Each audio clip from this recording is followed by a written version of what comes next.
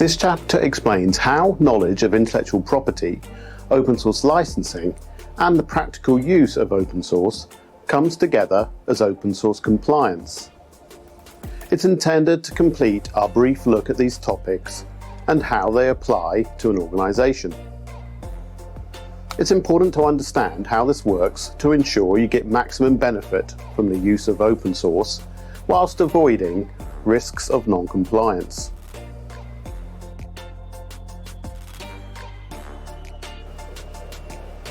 By the end of this chapter, you should be able to understand the overall meaning and benefits of having an open source compliance program and policy, discuss and understand some of the methods to do this in practice.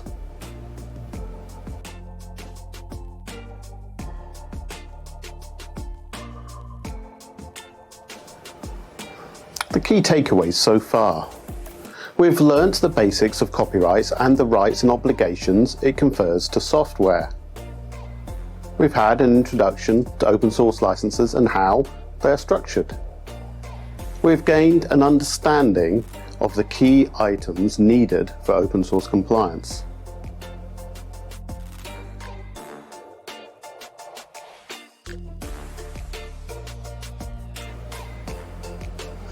The challenges that may remain are understanding how licenses work and how this impacts organizational decisions, understanding what situations invoke licenses and the decisions around licenses, and how to ensure open source compliance in an organization or within a project.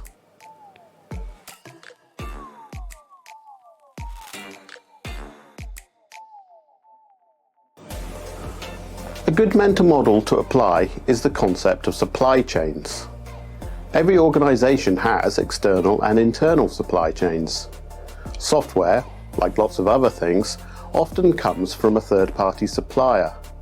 It is ingested into an organization and moves through the organization in various internal or external products and services.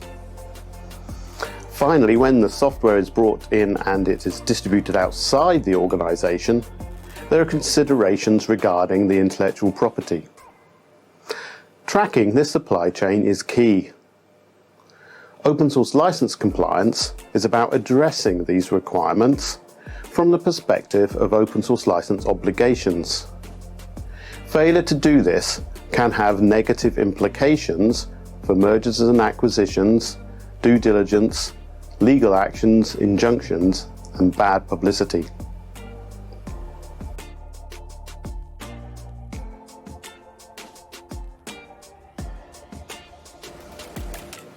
Open source compliance is addressed by introducing processes, policy and training that addresses the key points around open source obligations and grants.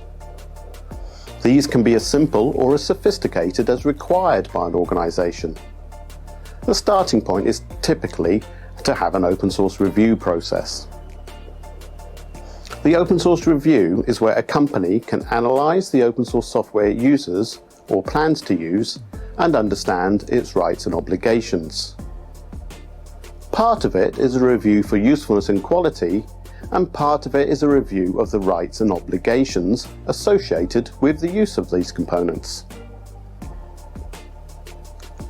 The outcome should be guidance compatible with company policy and the business objectives, whilst also achieving compliance. It's beyond the scope of this course to delve into the details of open source reviews and the organizational structures that may support them. However, there are a couple of simple important points to think about when addressing open source compliance management.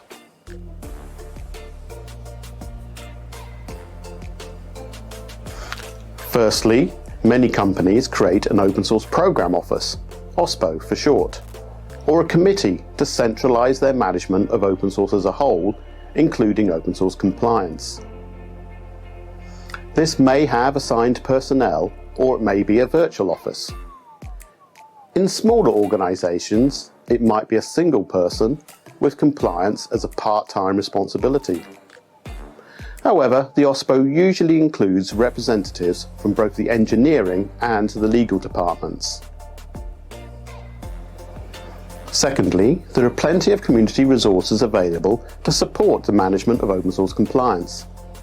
Two important examples are the OpenChain project, the stewards of International Standard ISO IEC 5230:2020, and the SPDX project, the stewards of the ISO IEC 5962:2021, International Standard for the Software Bills of Materials.